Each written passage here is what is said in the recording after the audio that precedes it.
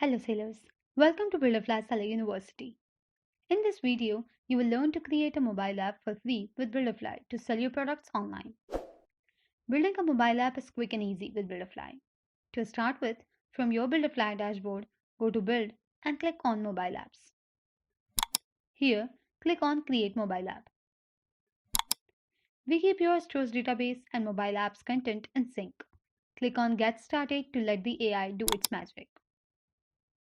Now, you will be asked to enter the name of your mobile app. Click Next. Now you can choose the web pages you like to be added to your mobile app and skip the ones you don't want. You can choose to decide later as well. It's time to choose a theme for your mobile app. Click Choose More Themes to get more options and select the ones of your choice. Once done, click Next.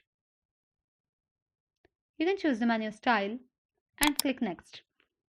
Now you can select the web pages you like to add to your mobile app. If you want to add a new page for your app, you can add the name and click Create. Once done, click Next. A dialog box will appear asking if you're sure you want to save the settings for the AI flow. Click Yes to proceed further. Now wait for a few seconds while we are creating all the screens of your app. Congratulations, your app is ready now.